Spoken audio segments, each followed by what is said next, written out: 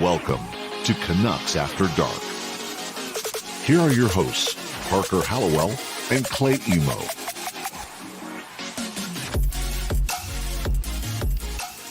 Good evening, Vancouver. Free agent frenzy started today. It is Wednesday, July 28th, 10 p.m. live here on YouTube. It is Canucks After Dark as we come to you every week. And as always, we've got a lot to talk about tonight, and I am joined by my co-host, Canuck Clay. How are you doing tonight, Clay?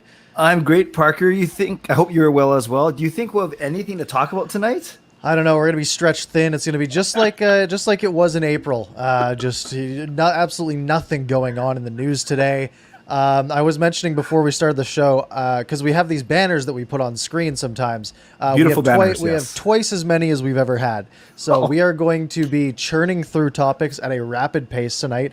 If we don't get to a topic you want us to talk about, we are sorry, but we will do our best. Anyways, yeah, we're here live on YouTube as always. And if you're listening afterwards in podcast form, thank you for that. And if you miss any part of the show, you can catch it later on YouTube or on your podcast platform of choice.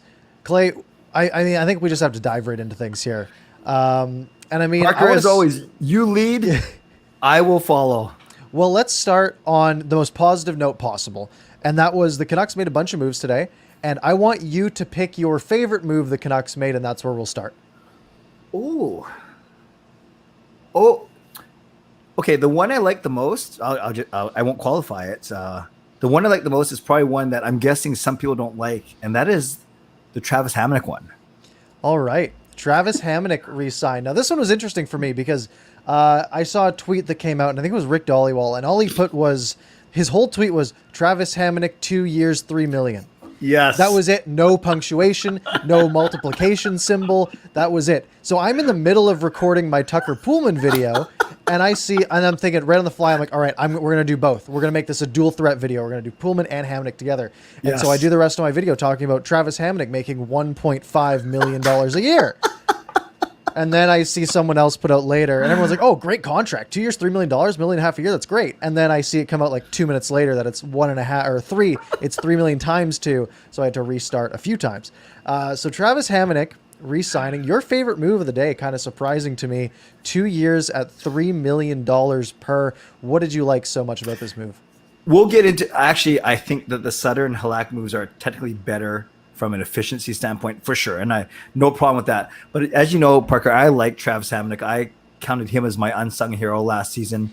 I think once he figured out what the heck he was doing, how to play hockey again, he was quite a settling force for Quinn Hughes and the entire defense overall. So I think I'm really happy, Parker, that he's coming back. I get that as soon as you go from 1 to 2 years, you have to pay a little more. And I get that. I think we're going to talk about Hamonic and Poolman might play kind of similar roles. It seems like we were just talking about this with Sutter and Beagle. But overall, I like Hamonic's game. Heavy shot, not afraid to mix it up, stands up for his teammates. Could we have gone a little less on the money? Sure. But I don't mind that he's here for 2 more years. Yeah, and I think the biggest thing that sort of came out of this was, at first look, we saw the Poolman and Hamonic deals, and we'll get to Tucker Poolman shortly. Sure. We saw those and we're like, man, that, like, to my mind, that sounds like a little more money than I expected on both of them. But then we see all of the defenseman contracts, especially the right side, around the NHL, were a lot higher than I think anyone anticipated. So clearly the market was hot for right-handed defensemen, and Travis Hamonic is a part of that. And I agree. I think, he started pretty poorly at the beginning of last year, came in on a PTO, ended up signing for $1.25 million for the season, ended up sticking on a line with Quinn Hughes and just got better and better as the season went on. Obviously not an ideal season for the Vancouver Canucks, but I think Travis Hamonic was, like you said, sort of a steadying force on that line, sort of got Quinn Hughes back in check after the first couple months of the season or so. Now, when we talk about the money, this was a bit of a surprise because I think most people thought, yeah, he'll get a raise, right? I think he was good enough at that 1.25 number last year, and he's 30 years old. He'll probably get maybe $2 million, maybe a little bit more. So that's why this was so surprising to me. Yeah. But I mean, it was a move the Canucks had to make, and $3 million just might be sort of market value for a bottom 4 defenseman in the NHL nowadays. And it's funny, Parker, I know we're going to be, good thing that you're good with numbers and I pretend I'm good at numbers, although I failed out of accounting, as you know. But we're going to be talking about a lot of numbers. And I realize with 20 banners, if we want to go maybe 75 to 80 minutes, we probably only have 3 or 4 minutes per banner. But I will say this. Remember, Hamonic made 3.75 2 seasons ago. Right. Then he only made 1.25, a third of that last season. So the 3, a little bit rich, but it doesn't surprise me given that he's saying, hey, just 18 months ago, I was in a contract for 3.75. Yeah. Yeah, absolutely. And, he definitely took that pay cut off the PTO and, he found a team that's willing to take him. Good for him. You know what? Get paid. Fine by me. And look, something like $3 million, it's not one of those things that's going to crush you. And it's 2 years. Yeah. It's probably a fairly tradable contract at the end of the day. If everything goes very poorly for the Canucks either this year or next year and they need to get rid of him, they can probably, even if you're salvaging almost nothing for it, at the end of the day, it's a free asset. You got him as a free agent, basically, and you are doing just fine with that. Do you want to lead us into Tucker Poolman? I think you know more about him than I do. Yeah, so Tucker Poolman, this is one that surprised me, and this is one that came up basically right at, it basically came up as a tweet that just said Tucker Poolman is probably going to the Canucks, and I see lots of people on Twitter, again, great signing. This is a good piece because everyone's thinking Tucker Poolman, $1 million, $1.5 million, right? Basically a guy who couldn't stick in the Jets' top 4. Ended up falling down to sort of be the 5-6 defenseman. Lots of Jets fans saying that Tucker Poolman just wasn't able to contribute in his time with Josh Morrissey up in the top pair. Just couldn't hang up there. And what we're getting in Tucker Poolman is a guy who will be an absolute zero on offense. You are not bringing in Tucker Poolman to have any offensive drive. If you look at him analytically, and I usually talk about these sort of 0 to 100 percentiles, he's a 0 on the offensive side. Literally comes in at a 0 percentile offense. The worst offensive defenseman in the NHL, basically. But defensively, he's not too bad. And right. when you're talking about a number 6 guy, you're kind of okay with that. But where it kind of worries me is the sort of right-hand side of your defense core is kind of where offense seems to go to die at this point. Can you answer me something, Parker? I almost called you Tucker, about Tucker Poolman. Yeah, Parker Poolman, Canucks After Dark. How come on some websites I see him as 6'2", 200, and other sites, which I think are more accurate, I see 6'4", 215. That's a gap. One of those must be like his draft numbers. He's the bigger of those two, isn't he? I would think so. I think so too, because they talk. NHL measurements are always bad, though.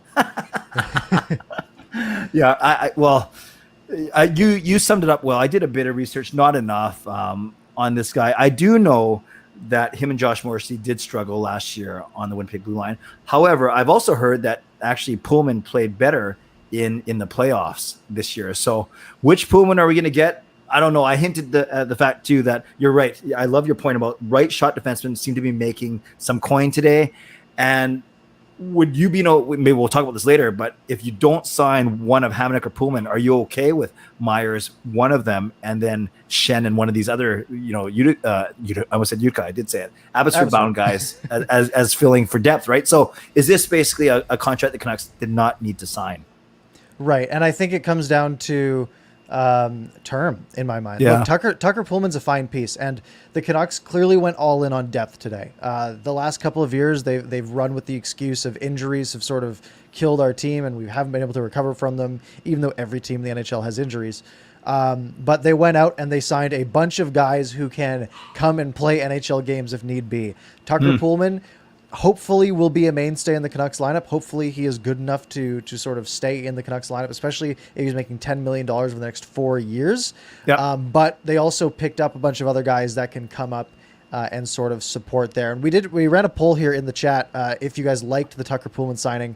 29 votes, 55% said yes, and the remaining 45 said no. So pretty split. I was leaning more towards the no side. If you watch my video, this was the main contract that I was more negative on. All the other ones I was actually quite happy about. Tucker Poolman, I think, is the one iffy move that, again, it could turn out, but it's the one iffier move sort of in the pool of signings that the Canucks had today.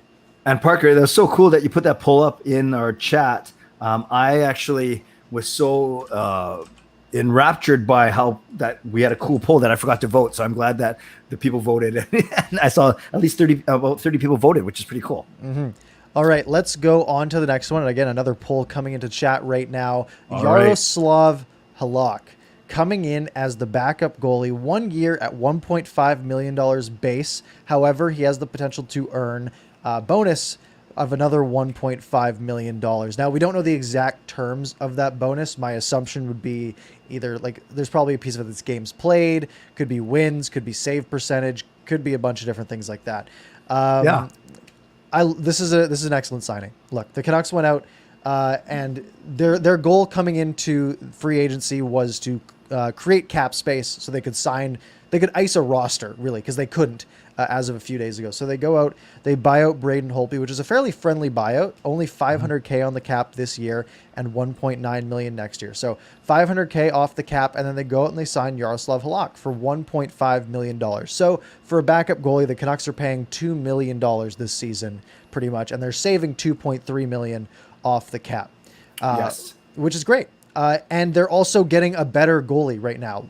He's a lot older. He's 36 as opposed to Holtby, who was like 31, I believe, or around there.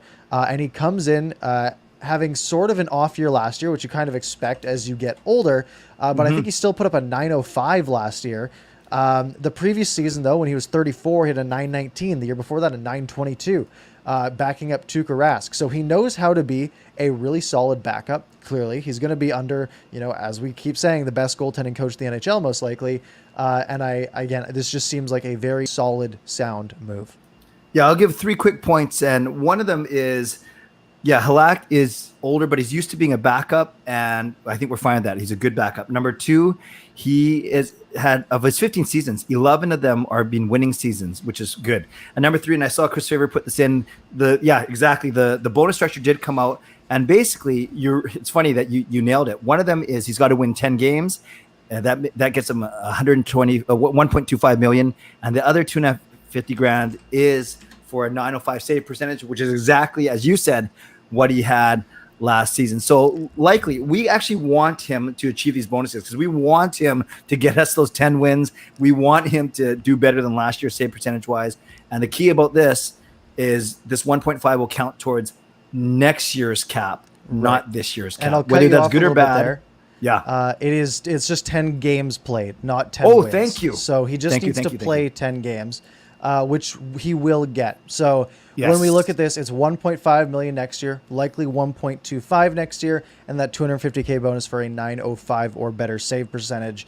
Again, you hope he gets that one because it's such a small amount of money, and you want your backup goalie to be performing well. So that is, in my mind, it's a fine move. And again, like you said, it goes towards next year's cap when Holtby's going to be costing 1.9 million. So let's say the Canucks are kind of losing 3.4 off the cap next year for this move.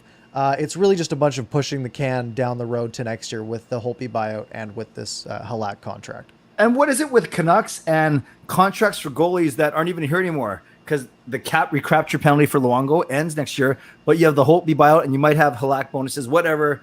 It's about the same money at the end. But it's kind of funny how the Canucks always are stuck with dead goalie money. For the Canucks are paying. The Canucks are paying 4 goalies right now that are in their top 2. Basically, it's a mess. But Jaroslav Halak, I am excited for. I think he'll be a really sound presence to back up Demko, a guy who you can rely on if he needs to play 30 games. God forbid something happens to Demko, he misses, maybe he misses 2 weeks of play. Yes. You're comfortable with a real veteran presence who has not had an off year really in his career to come in and sort of hold the fort while Demko's out. Well said. But even at 1.5, there's a guy who's going to be making less than that. Why don't you tell us about him, Mr. Sure, Parker? and before I say that, 92% on the poll saying that they like the Jaroslav Halak signing. Okay. So good job, Jim Benning there. But yes, less than 1.1 or less than 1.5 is 1.125, and that is Brandon Sutter. Sort of a whipping boy in these markets for the last few years, making way too much money, over $4 million for Brandon Sutter previously. And now he comes back on a very team-friendly 1 year, $1.125 million to be the 4C. And look, we've sort of said this for the past 10 weeks that Beagle and Sutter, you don't need both. And so it looked like they had picked Beagle over Sutter. They were letting Sutter go as a UFA, and then they go out and trade Beagle as a part of the OEL and Connor Garland trade. And now they said, well, now we need a 4C, so they go out and bring back Brandon Sutter. And Brandon Sutter is going to go from a guy that everyone loved to hate on to a guy that everyone just sort of loves in this market, making a team-friendly amount of money and can get a random hat trick once a season. He becomes one of our only right shot forwards. He becomes our only right shot centerman who can take faceoffs on the right side. Our number one penalty killer, likely him and Dickinson will split that as centers on penalty kill. So, and in leadership, all those things, right? So a good signing, kind of how we talked about Hamonic dropping down from 3.75 to 1.25. What did Sutter make last year? 3.8 or 4.2 or something? It's like 4.3, I want to say. Yes. So this is basically a cut of 75% almost, which is massive. But it just shows you how much Sutter wants to be here and how much I think he loves playing for Travis Green. And we know that Travis Green loves Brandon Sutter. Of course. And that's sort of my one fear with this is that Brandon Sutter gets too much ice time. But I think with Jason Dickinson in the fold, that does sort of alleviate the need to push Brandon Sutter up the lineup, of course, except for the case of injuries. So very quickly, who's our fourth penalty killer then? If we know it's going to be Sutter, Dickinson, Mott, and Beagle's gone, Ericsson's gone, Roussell's gone. Those are three guys that could be that fourth penalty killer. Yeah, that's an excellent question. Is it Highmore? Is it Pearson? I don't know. Yeah, I don't know. Is McEwen any good at killing penalties? I don't think he's Will he fast even be in the enough. lineup? No. I don't know. It's definitely interesting. I don't know a lot of the new guys, sort of their penalty killing prowess. Me neither. But that will be interesting to see. Okay. All right, that's enough about Brandon Sutter. Let's move on to the next one. The return of a two-time Stanley Cup champion, back-to-back Luke Schenn, coming back to the Vancouver Canucks. Canucks had him on a pretty cheap deal. They let him go to Tampa Bay, goes there, just casually wins a couple of Stanley Cups, and decides to come back to Vancouver on a completely buriable contract that the Canucks can throw in the HL if they need to. Luke Schenn, 2 years at $850,000 per year, just above league minimum. Consummate team guy. We remember he was lined up with Quinn Hughes at the end of 18-19 season when Hughes had his quick 5-game stint. Yeah, and I think he only played, 18 games for us that season? Was that right? Or something like that? Something like that, yeah. Yeah. But yeah, you can't argue with 850. You can't argue. He likely will be our seventh defenseman. So our first guy in with injury, or you just need a different look, or you want to rest one of the young guys or bench someone.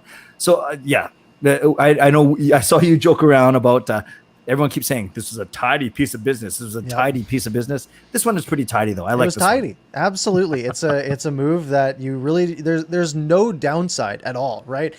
Some people might be like, "Oh, it's 2 years though. You shouldn't be giving the guy 2 years," but it doesn't matter because you can put him in the AHL and his salary doesn't count anymore. It just hurts the owner's pocketbook at the end of the day. And if you can have remember, we've been talking forever about how the Canucks lower end players are making too much money.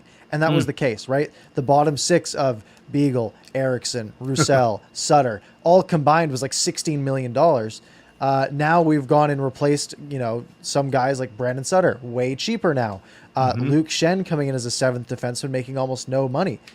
So look, it's just like you said, a tidy piece of business.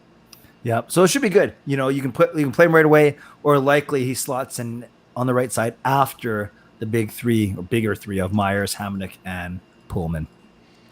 Absolutely. One last sort of big signing that I want to talk about for the Vancouver Canucks. Not super big, but very interesting. And this is Danny Klimovich signing his entry-level contract as the 41st overall pick, the first player from the 2021 NHL draft to sign their contract. Yes, Alan Walsh, he was the first.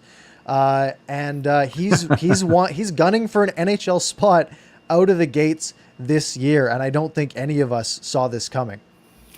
Yeah, wow. Here we are. We're all trying to learn about him in the first place, and then we see that he's the first pick, as you said, out of this year's draft to sign. Isn't it interesting? Jim Benning said they kind of did this as a proactive move. They didn't like the way the Podkolzin thing worked out. How it's almost like the KHL controlled him for the first 2 years of his, his first draft plus 2 years. So why not sign our guy? Then it's not me and you. It's Jim Benning, the Canucks. They can decide, okay, you're either Abbotsford, you're going to play in the CHL, or we might let you go back to Russia, or Belarus or Russia, wherever he's going to play. But because I made that mistake, remember last time. But yeah, that's kind of interesting how they're so proactive today and came out of nowhere. Yeah, it seems like a really smart move because he was playing in Belarus last year, and I think the second league in Belarus. And he, put up 52 points in 37 games. It looks like he was supposed to go to Dynamo in the KHL this year, just according to his Elite Prospects page. That's like the next team listed. So I think the plan was for him to go to the KHL, and the Canucks said, hey, look, if you go to the KHL, you are going to play 4 minutes a night at most. You're going to get no play time because they don't care about developing you. Come here. We'll give you a shot to compete out of training camp. Come out and earn it. And if he does, that's amazing. If not, hey, you can go to Abbotsford where we have full control of you. We can assign someone to just work you and make you the best player you can be. It's just a really smart move, especially since what we've seen from the KHL, right? Like you said, Podkolzin. He goes there and the whole freed Podkolzin thing coming through. So it's, it just makes sense. Get a guy away from Russia if you can. Because we keep seeing sort of the Russian, the mob out there trying to sort of just keep players trapped in there for as long as possible.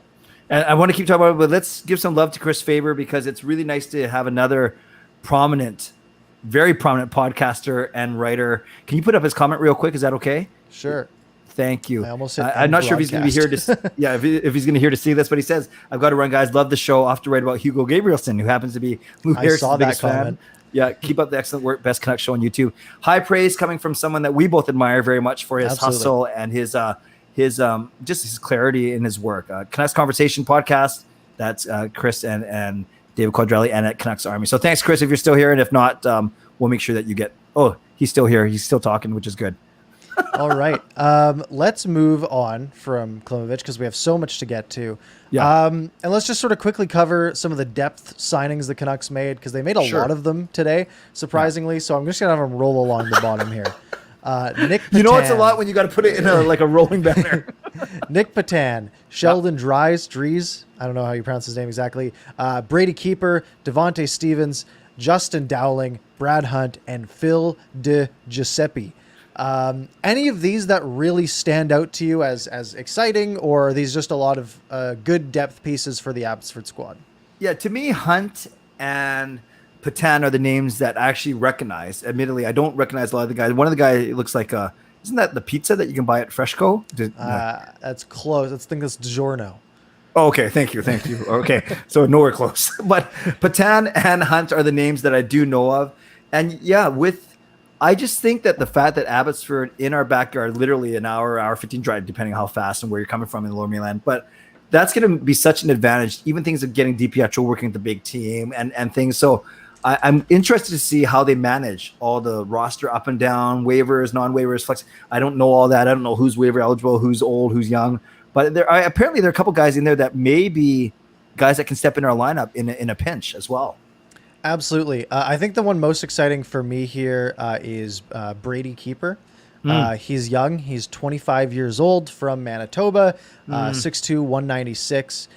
Played a handful of. I think he literally played 2 NHL games for Florida, and not a super high point guy, but he's a defenseman who can maybe be a depth piece, especially for Abbotsford. Give him some ice time. He sort of had some decent cachet coming out of the Florida organization, so I'm looking forward to seeing what he can do as well.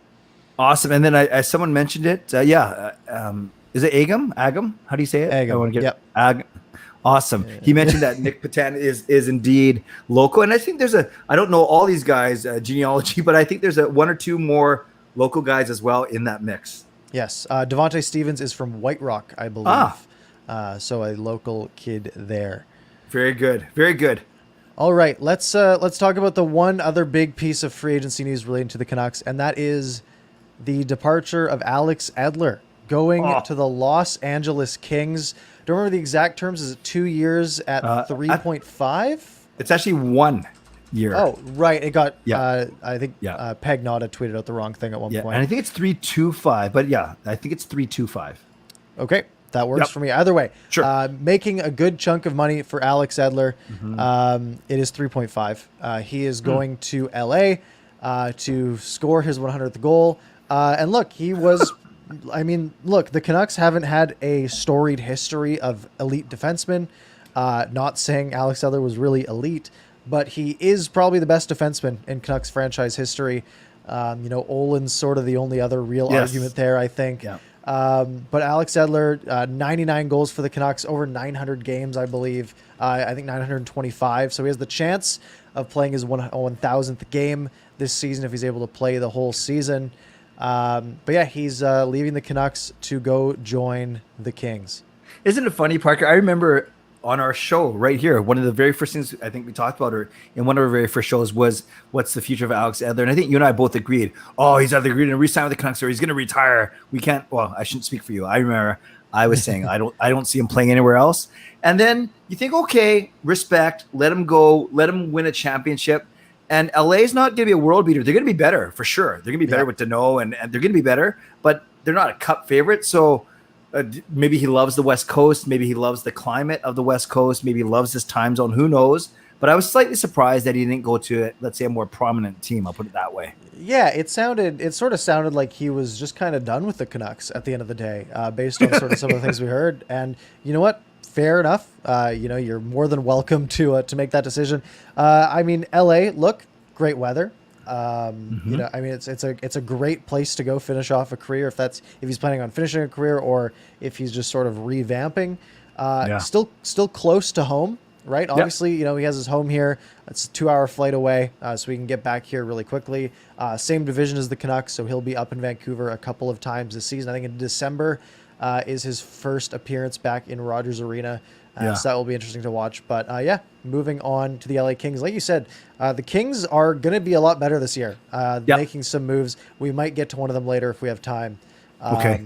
But yeah, definitely definitely kind of a surprise move, since we thought, maybe he'll go to like a Tampa or a Colorado, somewhere just cheap and try to win a cup.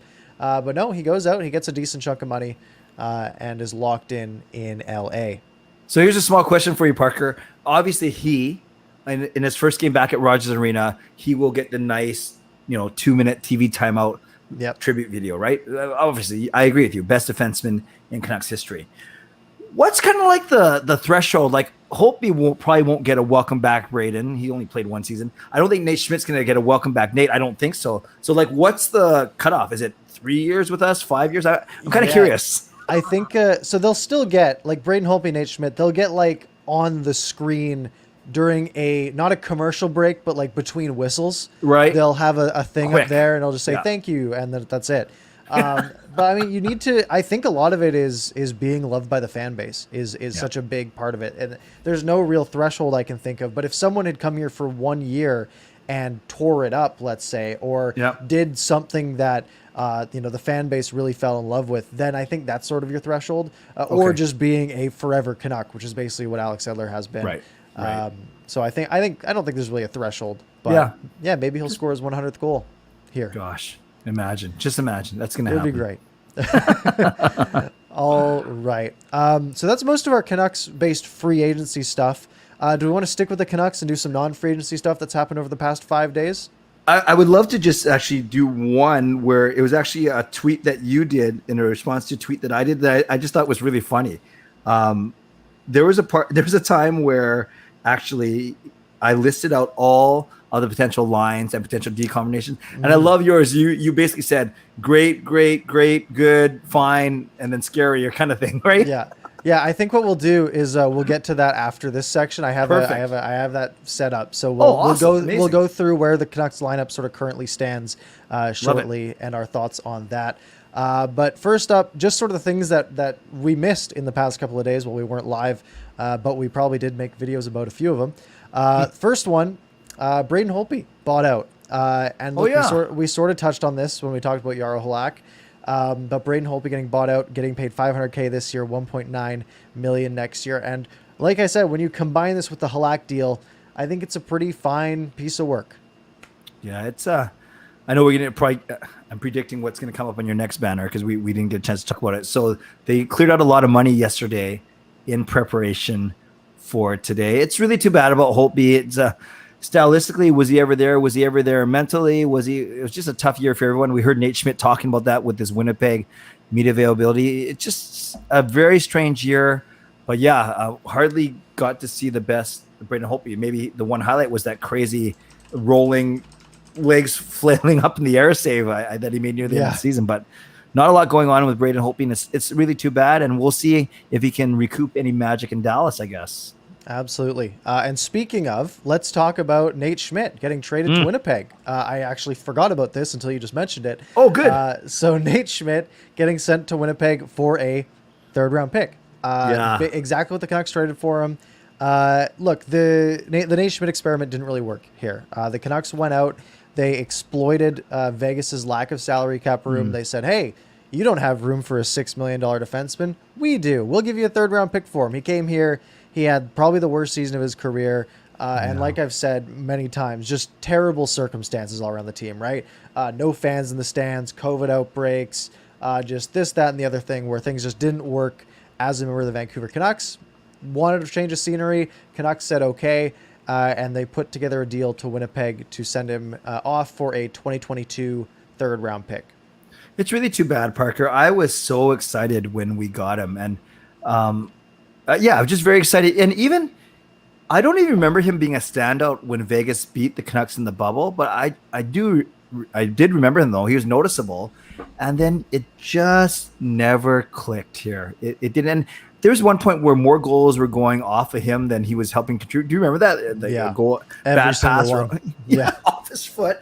And, he's such a great personality that it was my favorite mic'd up video of the year when he was getting pegged off in the corner by pucks bouncing out the glass. There were so many fun things. And I saw some of those fun things because I watched that interview that he did with meeting the Winnipeg media. Very similar vibe to when he met the Vancouver media last year. And to his credit, he didn't throw anyone under the bus. He talked about how tough it was for everyone, not just him, but as an energy guy who you can tell he's an extrovert, thrives on relationships, on community, and maybe it translated to on the ice as well. It's really too bad. Yep, he's a fun player and excellent personality. I'm upset that it didn't work out, but the Canucks made the smart move here, getting $6 million off the books at no penalty to themselves, so they had more money to play with starting today. If I may, do you have a Jake banner too? I sure do. Oh, look at that. It's so smooth. You guys actually might think that we practice these transitions. We don't, nope. As you can tell. Okay, so I'll let you get into the details, but in essence, Jim Benning in 2 days undoes his work from last offseason, and we've heard that, right? All of it. It's crazy.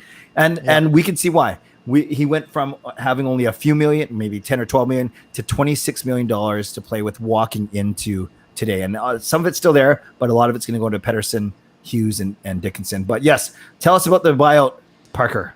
Yeah, and this is, again, just a move that we saw coming and a smart cap move. Look, clearly Jake Virtanen was not in the Canucks' future plans for multiple reasons, one of them being he's not a good hockey player. He's not the player they expected when they drafted. Of course, the other legal issues going on as well, and it was just a perfect recipe to buy him out. And especially because he's such a young player that a buyout only costs you, instead of the normal 2/3 of the salary over double the length of the contract, it's just 1/3 of the remaining salary. So in essence, instead of paying him $2.5 million this year, Canucks basically pay him nothing this year, $50K.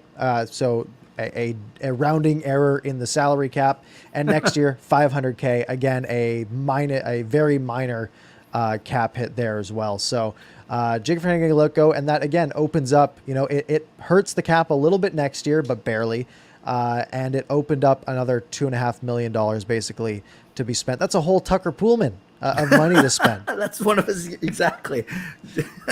And you know what's crazy, Parker? I don't want to get into it for too much because I want to save my energy and stay in a good mood. The amount of fighting on Twitter is crazy, Canucks Twitter. And then this one became about, are they buying him out because of the legal thing? And those people that tried to point out, no, this is a performance thing. they were probably going to do this even if that alleged incident didn't even happen. This is a completely performance money freeing thing. But there are certain people on Twitter that don't like that narrative, that didn't like it. And it unfortunately became like the talk of all Sunday on Twitter. I don't know if you saw any of it. It's pretty frustrating to me, actually. I did. And look, here's my take. They bought him out. Both probably had an impact. However, they probably would have bought him out anyways because he just wasn't worth the money he was getting paid, and the Canucks didn't have the cap room. So it's kind of a moot point at the end. He was going to get bought out regardless, and the shotgun Jake era's over, and didn't get signed by Carolina, which was sort of rumored today. And didn't even know that. And he is just sort of out there floating. Maybe he ends up in Russia. We will see. Let's move on to the last couple pieces of Canucks news. We never got to talk about the Connor Garland extension. This came through after our show on Friday. It came through, I think, on Saturday, maybe Sunday. Canucks extending Connor Garland a 5-year extension at $4.95 million. More money than you expected, or is that about right? A tad more. I know you and I talked on the show on the high side of 3.8 to 4.5, I think were some of the numbers we talked about. But it is 5 years, and as we've been talking about many times with any guys, the more years you add, the more you'll have to pay, because with this guy, you're buying some of his unrestricted free agency years, his UFA years, as we like to say. So if this guy becomes a top, and we've talked about it, he can be a top line producer. This, and I watched your video on it, you made some really good points. This is going to look awesome in years 3, 4, and 5. Absolutely. But it's a little bit expensive now, especially given the crunch we're in. But that's what you kind of got to do with these longer term deals. Mm-hmm. Yeah, and so if any of you don't really know how restricted to unrestricted free agency works, once you hit the age of about 27, you are an unrestricted free agent, which means instead of one team bidding for you, 32 teams can now bid for you, which means you're probably worth more money. So what the Canucks could have done is they could have signed him for his 2 remaining RFA years, and it would have been fairly cheap, right? They could have probably got him for like $3 million a year. However, then he'd be an unrestricted free agent, and those years would cost more. Let's say he signs for those maybe $3 million. He goes out, he puts up 60, 65 points, and now he's asking for 7, 7.5, 8. So the Canucks go out and they say, look, we're going to buy up 3 of those UFA years, so we're going to have to pay a little bit more over the length of the contract, but it locks the Canucks into this number for 5 years. So if Connor Garland, who produced at a 65-point pace last year, let's say he comes out, puts up 60 points this year, 60 points next year, 70 points in year 3, well, they're still only paying him $5 million, basically. And that's way cheaper than it could have ended up being in the long run. So maybe a little bit of hurt now, but even then, if he's a 60-point player, you are so happy paying him $5 million a year. And the fact is that that's just going to be added value for the length of the contract. Yeah, I'm giggling, Parker, because we were talking about all these things. And this is the thing. All this happened in a short week. I just remembered we had 2 shows last week, Wednesday and Friday. Yeah. So we actually got together merely 5 nights ago, and all this has happened.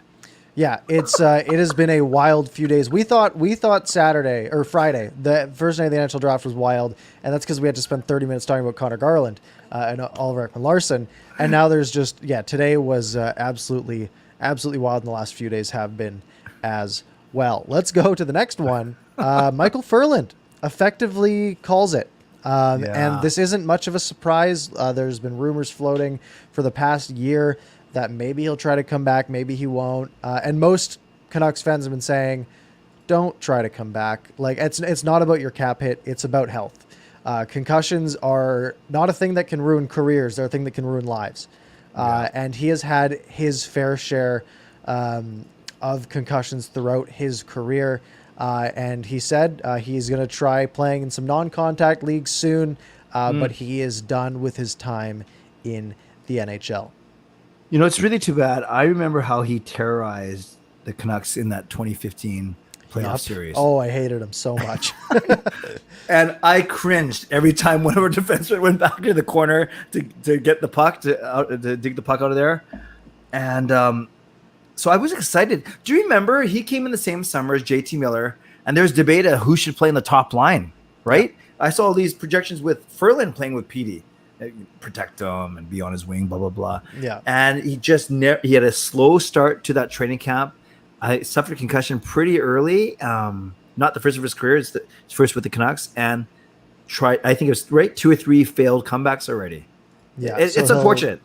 Yeah, I mean, he only played 14 games in a Canucks uniform, 1 goal, 4 assists, and that's it. That's all he was able to muster with the concussion issues, and that will be it for Michael Ferland. If you are wondering about his cap hit, it's $3.5 million for this year and next year. Of course, that will entirely go on LTIR. He will still get paid that money, which is good for him, and everyone sort of walks away from this with a pretty clean slate.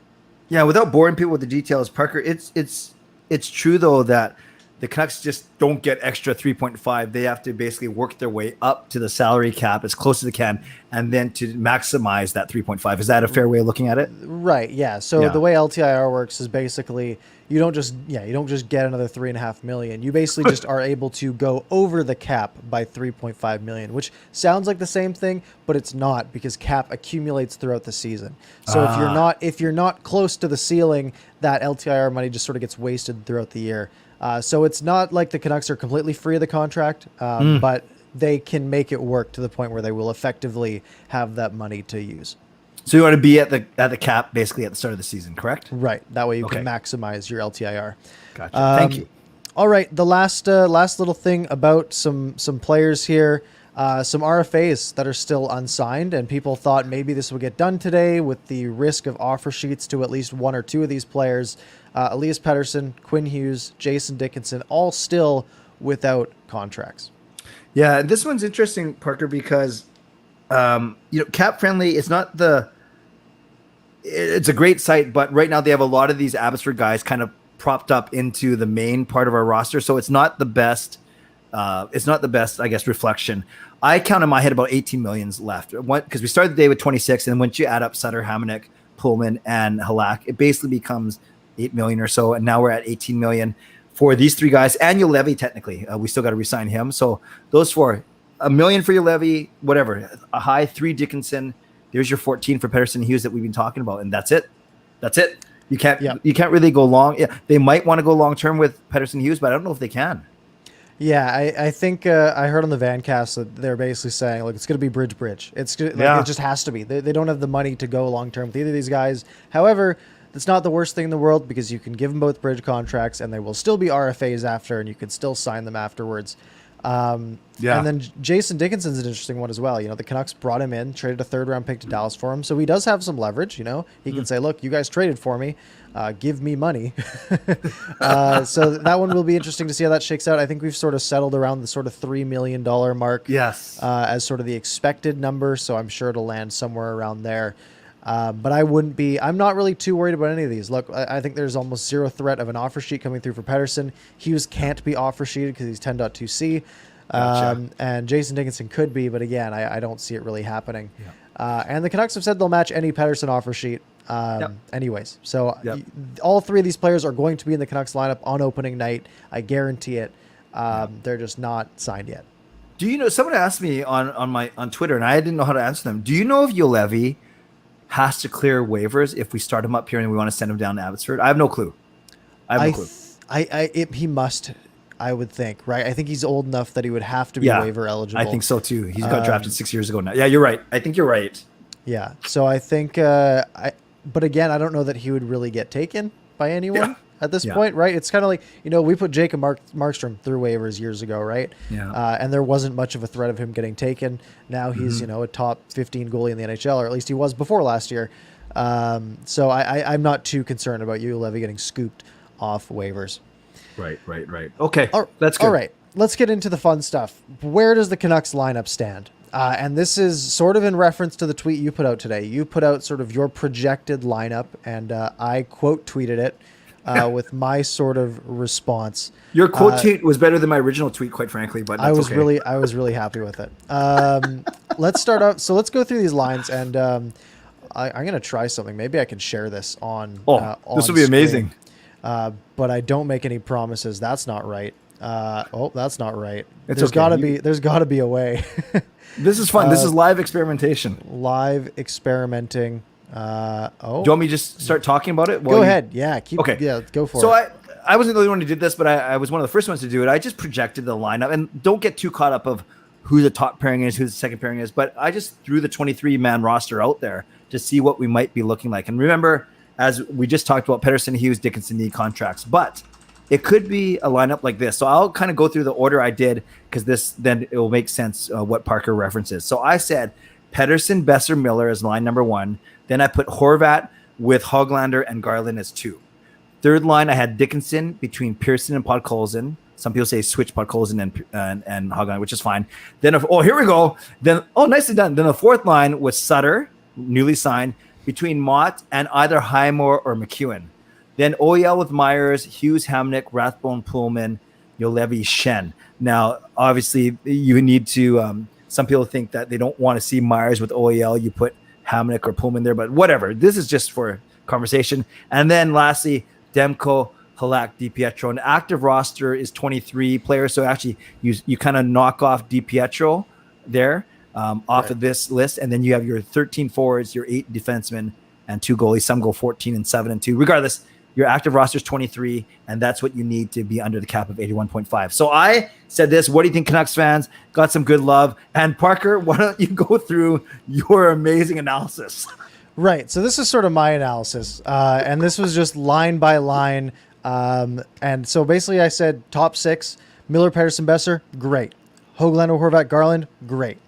Pearson, Dickinson, Podkolzin, good. And again, that's mostly because Pearson's fine, Dickinson's fine. We don't know what Podkolzin is yet. It's a good third line. Fine with it. And fourth line, Mott, Sutter, and then Highmore or McEwen. I said, fine. Look, I love Tyler Mott. But again, it's your fourth line. It's not going to be super exciting. So that's fine for me. The problem is when you get to the defensive side, OEL Myers as your first pair. That's not really good. Tyler Myers is not a number 2 defenseman. OEL, some people think he's a number 1. Some people think he's a number 6. So let's meet in the middle and let's say that this is like an average 3-4 pairing. That's not good enough for a number 1. Hughes, Hamonic, fine. Love Quinn Hughes. Hamonic's fine, but Hughes is a little shaky last year. So that's a fine second pairing. Rathbone, Poolman, fine. Love Jack Rathbone, but again, he's so young. He's so raw. He looked great in the little bit that we did see. And then Tucker Poolman, we don't know enough. He's not going to be much of an offensive play driver. And when we look at these D pairs, I mean, you sort of notice that Hamonic, Poolman, Schenn of just a lot of not offense. And then you mentioned Juolevi, Schenn. That's fine as your 7-8 D pair, guys who can sort of jump in. Goaltending, great. Demko, great starter. Halak, great backup. DiPietro, great starter for the AHL. So this is sort of my summary in as few words as possible. I love it, Parker. And what you can see, and whether it's your summary or whether you just intuitively look at it, we're going to, hopefully, the plan is we're going to score a lot of goals, but we're probably going to get scored on a lot. And that's not because our goalies aren't good. In fact, you said they're great.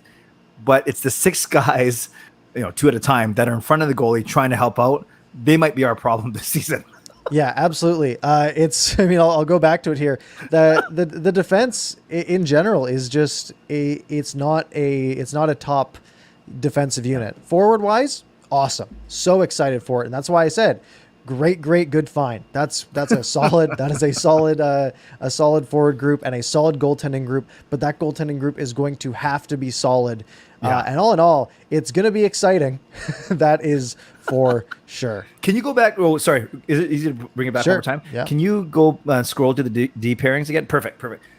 Do you think, I've heard some people say it could be OEL and Poolman as our shutdown. So basically you swap Poolman and Myers, and then you put Myers with Rathbone, and then keep Hughes and Hamonic. And I've also heard people say you can split up Hughes and Hamonic because they were okay. They weren't amazing. And go OEL, Hamonic, Hughes, Poolman, Rathbone, Myers. What do you think? Like in your world, what's the best? I think putting the defensive guys together is better. Typically, Yep. I saw a really good tweet today, and it was like lots of NHL GMs seem to think you have to have an offensive guy and a defensive guy paired up together, but that just means when you're in the offensive zone, you're basically 4v5. And when you're in the defensive zone, you're basically 4v5, right? So that idea sort of stuck with me, and so something like like a Hughes Myers and then OEL Poolman or whatever however you want to mix it up. I think we'll see in training camp exactly what the Canucks are going to try to do here. I'm sure they'll try everything, and I'm sure they'll have to try everything to find the perfect combination, the perfect amount of chemistry, so that this defensive group isn't going to sink the team.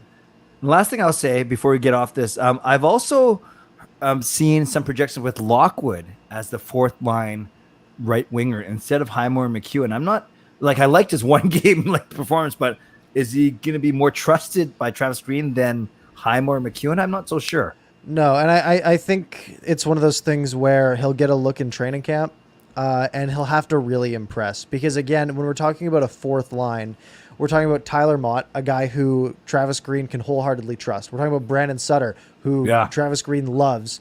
And we're talking about, Highmore McEwen, who I don't think Travis Green's super high on, but I think he is, he's more confident in them defensively than he would be a Will Lockwood. However, I hope Will Lockwood can impress, make the team. Maybe a Klimovich in here somewhere. You never know. Wow. And the cheaper, the better, because we won't get into it. Next season, we need some of these guys to hit because we kind of got to offer Brock Besser a lot of money. Yes, Brock Besser is going to need some cash. Wow. That was rapid fire. We could have probably doubled the time we spent on each of those topics, but we knew we have 20 banners to get through. Yeah, it's already 10:50, and we've been through everything Canucks related at this point. So good job for us. I don't think I'm missing anything. I think I had it all listed there. So we figured we'd spend the last little bit of time talking about where this sort of puts the Canucks in the playoff race and what other teams in that competing playoff race, which would be the Pacific Division, what they also did today. And a lot of it wasn't great, in my opinion. Let's start with the Calgary Flames. Yeah. Calgary Flames made one big splash today, and that was bringing in Blake Coleman, who is getting paid a lot of money. 6 years, $4.9 million per. What's your initial thought on this? I like him a lot. When I heard him, he did a nice interview with James Duthie on TSN. I actually caught that today, and obviously 2 championships after leaving New Jersey. So can't complain there, just like Luke Schenn has 2 championships. But this seems like a lot of money. This seems like when you're talking about Zach Hyman, ooh, that's a lot of money. When you're talking, I know we're talking about him. It just seems like a lot. And as much as we're worried about how much we're giving right shot defensemen, I think we did pretty good about not spending too much on forwards. And this, I wouldn't want this for us. Yeah, I don't hate the money. I don't like the term, though. Because, look, I mean, he's a center who put up 31 points last year in 55 games, which is really good. It's like a 50-point pace. Previous year, 31 and 57. So basically 2 years where he's put together a decent campaign of about 50-point pace. So $5 million is fine for that. However, he'll turn 30 in November, and it's a 6-year contract. So the Flames are, really spending a lot of money in years 4, 5, 6 when he's 33, 34, 35. That could be risky, but I think in the short term, I think this is a pretty fine move for the Flames. What was Garland's deal again? Garland was I lost 5 it. at 5 by about 4.95. Okay. So basically the same contract with a year less of term. Okay, fair enough. Okay, thank you. Yeah, it's okay then. Maybe I don't hate it as much. You make a great point about the money, that the money seems fair. It's the 6-year contracts, they're killers, man. It is asking to be Louis Eriksson again. Because, look, it's Blake Coleman. He's not a elite offensive star. He is a solid third line center who can play on your second line. Yeah. It's 6 years is a lot to give. And speaking of a lot of years, let's go to Edmonton. And before I even pull it up, let's recap last week. Yes. Trading away Ethan Bear, or not Ethan Bear. They traded him today, didn't they? Traded away. They brought in Duncan Keith. Yep. They re-signed Mike Smith to a 2-year deal. They did a lot of just weird moves, and then they go out today, and they signed Zach Hyman, who I love. Zach Hyman's a great player. Yeah. 7 years at $5.5 million, and they were trying to get an eighth in a sign and trade with Toronto, which would have been at $5.2 million. They couldn't get that done because Toronto was asking for too much, so they get him at 7 years at $5.5 million.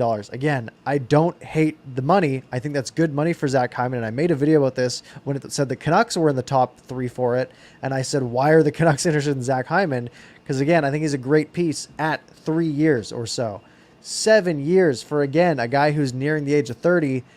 It's just asking for trouble. They've been through this with Milan Lucic. Yeah. They saw firsthand Louis Eriksson. It's just asking for so much pain in the future. No, I agree with you. Nothing to add there. I think you nailed that. And I've mentioned Cody Ceci on this show, and so I don't mind that actually, because I right shot D. I like that.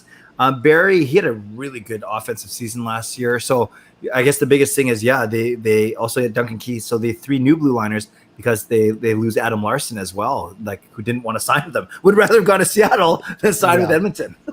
Yeah, absolutely. And all of this just screams of the Oilers trying to go all in right now, right? They're basically saying, look, we're going to sign Hyman at 7 times 5.5 because years 4 through 7 we don't care about. We're trying to win now because of McDavid and Draisaitl. We don't want them to leave. But then like Duncan Keith and like all these other guys they're bringing in, it's not going to help. I just see the Oilers struggling this year at the end of the day. And look, Cody Ceci was an analytics nightmare previously. Had a decent year with Pittsburgh this year though. Kind of regained some decent form. So again, I don't hate that contract. Again, 4 years seems like a lot, but what we've seen with sort of the defenseman market today, especially guys on the right side, it sort of lines up with everything we've seen. And then Tyson Barrie, it's a fine contract. He was really good this year, playing on that power play with McDavid and Draisaitl clearly really helped. I think that one's fine. Just again, it's a lot of money in term that they're just throwing around out there in Edmonton. And I was trying to, as I saw that banner, Parker, I was trying to remember they got another left winger. It was Warren Fogle. Ethan Bear was traded for Warren. So Ethan Bear rendered, because CC and Barry are right shot guys, so is Ethan Bear. But I like Warren Fogle. I was hoping that the Canucks would have gone after him. But apparently Ethan Bear is a fan favorite, and a lot of people are really upset that he's gone. But maybe Fogle will help them forget about him. Who knows? But yeah, Edmonton, I think they've gotten weaker. I do. I do as well. Yeah. 2 more in-division teams that have made some big moves today. First one, you mentioned this earlier off the top, the LA Kings going out and signing Phil Di. Look, Phil Di's awesome. He's a guy who doesn't really produce much offensively, but he goes out there. He's a hard worker. He wins battles. But again, this is a lot of term and money to give Phil Di. 6 years, $5.5 million. How old is this guy? He is 28. That's good because I didn't know. I messed it up. I was going to say I didn't know. Okay, I messed that up. I'm so bad. I'm not a funny guy. So 28, 6 years. So we're looking at a guy who last year scored 5 goals in 53 games. The most goals he's ever scored in a season is 13. Okay. And that was in 71 games back in 2019-2020. Yeah. But he gets a lot of assists. He had 41 assists in his top season. But this last year, 24 points in 53 games. So, about, under a 30-point pace or under a 40-point pace. Sorry. And that's a lot of money to be giving a guy who doesn't produce offensively. I agree. But he was a star in the playoffs, obviously thrust into that sometimes a number 1 center role at points. Yeah, this one's interesting. The Kings, as we've talked about here, Parker, they have so many good prospects, and they're going to get good. They're going to hit soon. They're going to be good this year. They're at least going to be a lot better than they were last year. Yeah. But again, this is the type of move that you make when you're trying to really accelerate a rebuild, and you're like, all right, now we're going in. For one, it's a good division to do it in, at least the Pacific Division. It's a division that any team can really be in reach of a playoff spot. But again, 6 years is just something that feels like it's going to bite them in the future. Yep. Well said. All right. And our rival to the south, the brand new Canucks rival, who spent the entire expansion draft working on cap space. Let's go out and bring in a bunch of guys. Let's bring in a guy like Gavin Bayruther, only to have him re-sign with Columbus a week later. The Seattle Kraken make 3 big signings today. Yes. They bring in Grubauer, goaltender, 6 by $5.9 million. Let's start with this one. A lot of money to give Grubauer. Vezina finalist this year, though. Very good goaltender. However, kind of surprising after they had just signed Chris Driedger, who was sort of expected to be their starter, and now ends up being slotted into a backup role when he probably thought himself that he was coming to Seattle to be a starting goalie. Exactly. And so obviously there's going to be, unless something happens, they want competition between the two goalies. Grubauer's contract would dictate that he's the number one now, the incumbent number one. You know, I was thinking about this, Parker, when I saw this amount. You got to wonder how much of Grubauer's success was because of the amazing team that played in front of him. Sure, of course he's a good goalie, but maybe Colorado kind of saw that they didn't want to give what he wanted. I don't know. Yeah, it's a ton of money, and again, a ton of term. Goaltenders are scary. You know, they can just drop off a cliff at some point. 6 years at almost $6 million is definitely a risky move. They also go out and sign Alex Wennberg. Remember when Wennberg was sort of a Horvat comparable? Yeah. And then Wennberg sort of fell off a cliff. And I looked at some analytics, and he is not great anymore. I think he sort of had a decent year last year. I'm going to pull up his stats while we're here. Alex Wennberg last year had 29 points in 56 games. So on paper, that sounds pretty good. 17 goals, about a 25-goal pace, about a 45-50 point pace as well. So that's fine. However, it was his first good year in a while. Analytically, he is not very good. And he's only 26. He'll be 27 by the start of the season. But $4.5 million is quite a bit to give Wennberg when he was coming off of. I mean, he was coming off of a $4.9 million cap hit with Columbus that he was bought out of back in October. Then he went to Florida, right? I actually had no clue where he's from. Yes, then he went to Florida. Okay, at 2.25. Yeah, great point, Parker. I didn't know about the analytics. I've always liked the name from when he was at Columbus. You know, I used to get Wennberg and Werenski mixed up. Then I realized they played different positions. But yes, he was a good player in Columbus. But this is a lot of money. I'm just looking at those numbers. That's $16 million between these three guys. Now you kind of see why Seattle was so far underneath. I don't know if they had these guys targeted already or whatever, but now you know why they're so under the cap after they came out of that expansion draft last week. Yeah, absolutely. It's a lot of money just be thrown around after after basically being super cheap as they could be. And then let's talk into a signing that I think is their best signing that they made today. That's Jaden Schwartz. I agree with you. Jaden Schwartz is a really solid player. He's played for the St. Louis Blues his entire career. His best season, he had 63 points in 75 games. Even just this last year, 21 points in 40 games, so about a 40-point pace. But the year before that, 57 points in 71 games. He was a big part of their Stanley Cup win, had 12 goals in those 26 games in the playoffs. He is a really good player. However, we're looking at a guy who is turning, he just turned 29. So 5 years at $5.5 million could be a little risky in the long run, but I think they're getting a really, really good player here. Agree with you. Dynamic, great leader. Can you look it up? I remember taking Schwartz a lot in my hockey pools and him always getting hurt. Can you confirm that he hasn't really been the most healthy though? I can tell you he's never played 82 games. Okay. Has he ever played like 75 games? Yeah, he's so his last few seasons, obviously 40.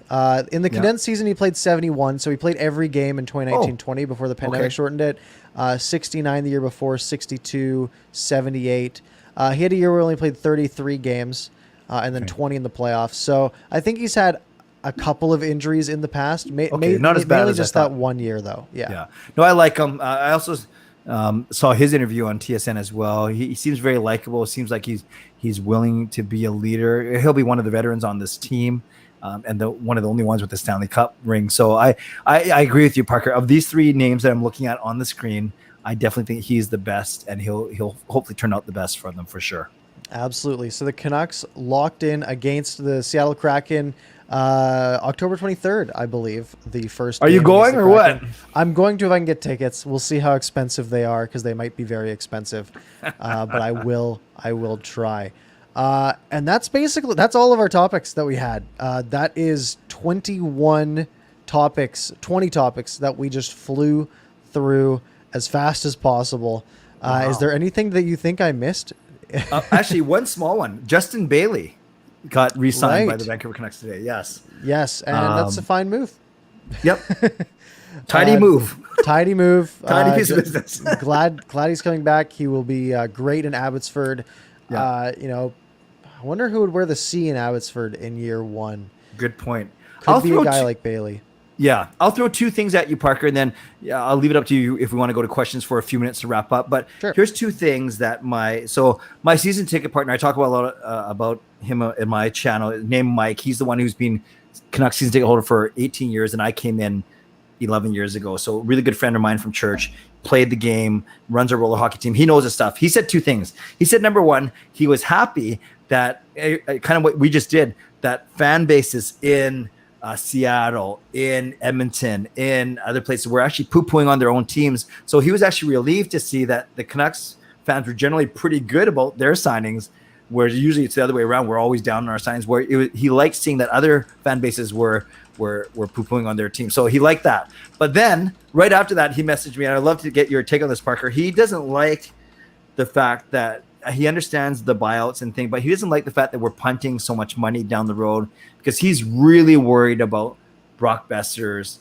our ability to re-sign him next season. And we don't have to get into it too crazy, but this is the kind of thing that he thinks about. And he was really upset with Benning for that Halak performance bonus thing, for the buyout being still stuck, and while understanding why we need to do it. That's all. I just want to throw those two things at you real quick. Yeah, so I mean, when it comes to seeing other teams sort of be unhappy, that was relieving for me. And you know, especially when we look at the moves that we saw Jim Benning make today, and we saw them, and most of my thoughts were they were all pretty good with a couple of iffy ones, but overall, I think a pretty good day.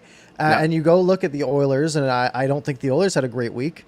I don't think the Kraken had a great week. Mm-hmm. I don't think the Flames really had a great week. And so Agreed. I see that, and I think, maybe the Canucks have a chance to come through and sort of elevate their standing in the Pacific Division. And because of that, I've put a poll up here in the chat for those of you live on YouTube. How would you grade the Canucks free agency? You have four options: A, B, C, or a fail.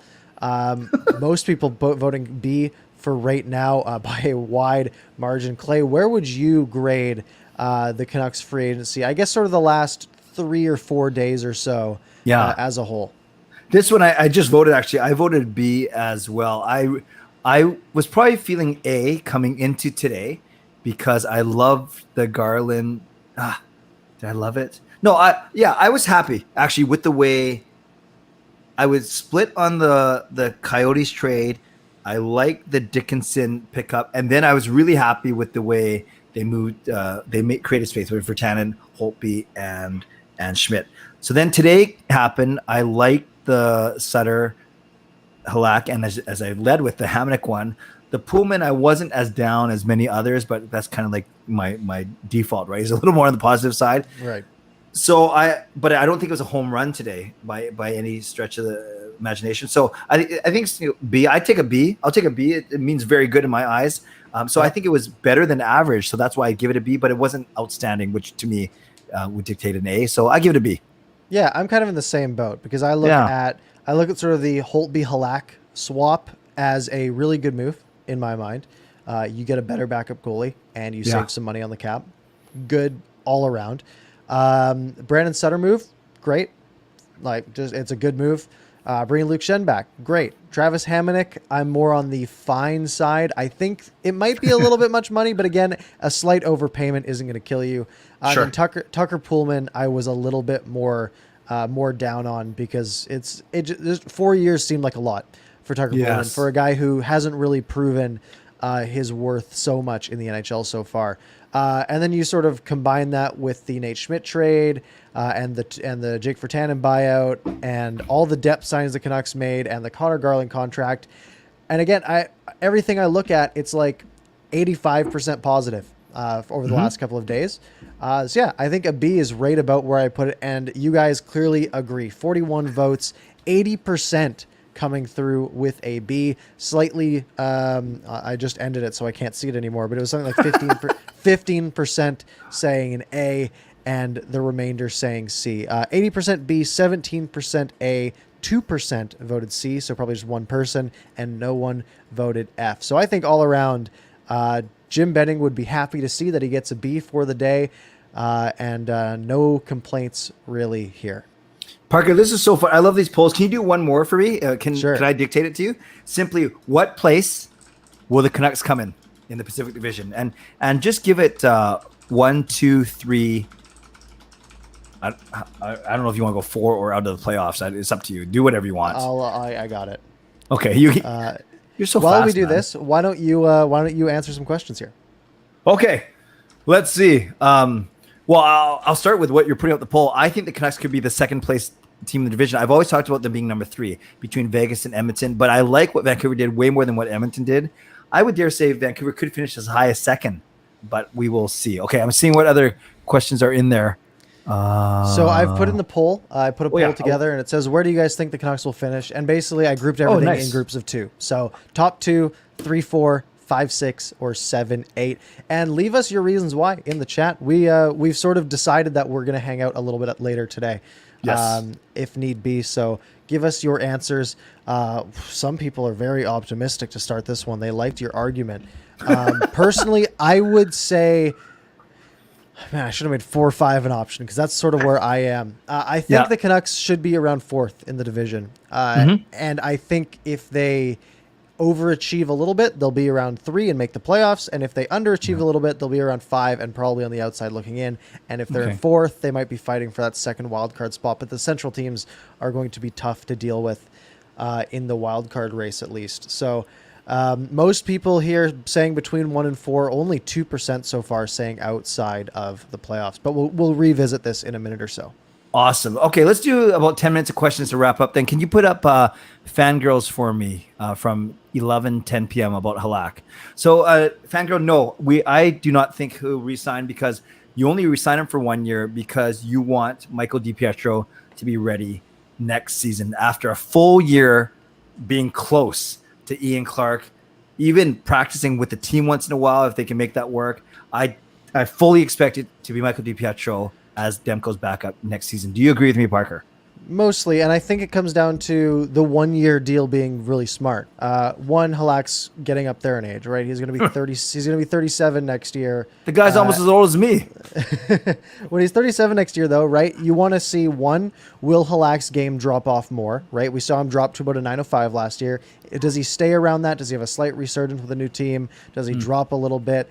I sort of venture to guess he'll drop a little bit because the defense in front of him won't be as good as he's used to. And then the other thing you want to watch is, like you said, Mikey DiPietro didn't play this year really, right? Only played maybe a handful of games near the end of the season, but basically had no AHL time this year, was just practicing all season. So you want to go in, you say, all right, Mikey, start 50 games in the AHL this year. Let's see how you do. If he goes out and he's putting up like a 915, a 920 in the AHL, just being an absolute stud, then you're like, all right, he's ready to be our backup for a year, and then we see from there. So that's sort of where I stand on it. We'll see where he gets after this year. I don't think it'll be Halak though at that point. I think a year from now, if DiPietro still needs another year, I think they'll probably just find another cheap goalie on a 1 year deal. Awesome. Can you put up Lucas Gates from 11:11? I'll let you start off. Is the question about Vegas? Yes, go for it. Thoughts of Vegas throwing Fleury out into the trash. Does Vegas have a loyalty problem? And I just can't help but picture the Alan Walsh tweet of Marc-Andre Fleury with the sword in his back. Yeah. What a time that was. This was odd. And it just sort of screams poor PR. When it comes to hockey decisions, if your goal is to make your team better, then the GM's job isn't really to care that much about loyalty. But it is the GM's job to care about how the team looks to potential free agents, right? You don't want to kill your team's image and prevent teams from wanting to sign with you. So if they came to the decision that, all right, we need Fleury's contract no longer has positive value for us, even though he just won the Vezina Trophy, but making $7 million, and they said, look, he is not worth his contract. Let's get out of this while we can. So they make that move. The problem really lied in the fact that Fleury found out on Twitter, which is never a good look. The insider figured it out before Fleury's agent did, which is a terrible look for the Vegas Golden Knights. However, when it comes to just the moves they're making, loyalty doesn't really exist in sports. And that's just sort of how things are.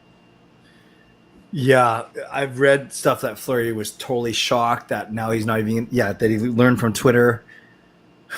It's unfortunate, and it never makes it better, but you almost wish it would happen as a more least likable guy. Like, he's like the most likable guy out there. Yeah, he's a legend in Vegas too, right? Yeah. Like, he's been there since day one. He's been one of the best goalies in the NHL for the 4 years. But now he's gone, and now he's in Chicago, maybe, and he might just retire. Can you find C edits from 11/11 as well? Before that, okay. Phil says this is an awesome show, and thank you, Phil. We appreciate it. We agree. That. While we're on this, if you guys can, go over to Apple Podcasts and leave a 5-star review. Just search for Canucks After Dark. You can also find it linked in the description here. And if you leave us a 5-star review, we'll read it out on the next show, and it helps us out. So we do really appreciate it. You wanted to go to C edits about Colorado? Yeah, I like this one because we were talking about Grubauer leaving. Now, then they trade for Darcy Kuemper today, but they give up a lot. Defenseman Connor Timmins, 2022 first-round pick, 2024 conditional third-rounder. So I heard people saying this is the first time that Joe Sakic may have lost a trade. You lose Grubauer, but you're able to re-sign Landeskog. They're still powerful up front. They still are powerful on D.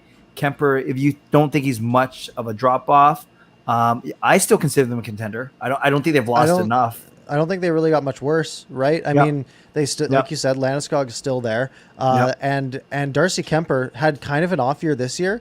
But remember, let me read some numbers here. In 2019-20, he had a 928. The year before that, a 925. The year before that, a 932 with LA, and then an 899 with Arizona. Darcy Kuemper is a really good goalie. Yes, they paid a lot. However, they paid a lot of futures. They paid Connor Timmins, who isn't, a key piece for the team. Colorado's defense is so stacked anyways. Losing a guy like Connor Timmins isn't going to kill them. A first-round pick for next year, which will probably be somewhere in the high 20s, I would assume, and a third-round pick, which doesn't matter because it's 2 years away. Darcy Kuemper is an excellent goalie. Yeah, he's 31, and replacing Grubauer with him isn't the best. However, he's cheaper. He $4.5 million for Darcy Kuemper. All this move did is it opened up a little bit of cap for the Avalanche. It cost them some futures, and they still have a really, really solid goaltender there. I agree, and they're still my 4th favorite team. Yeah. Nice. Thanks. Pick one. Let's see here. Man, I like this one from Noah, and we sort of touched on this one, and it's just who's in the lineup on starting lineup opening night, Highmore or McEwen. I'm going to say neither. That's my off the board pick. I think we're going to have either some other signing or trade potentially, or Will Lockwood. I'm going Klimovich though. I don't know why. It's such an off the board pick. It doesn't really make sense, but I'm all aboard the fun train. So let's see Danny Klimovich come in and take that spot. I love it. If I had to choose between the two options that were actually given though, I would choose Matthew Highmore. I just think he's got a bit more versatility. Yep. Zach McEwen really didn't have a great year last year. I agree. Probably the worst we've seen him.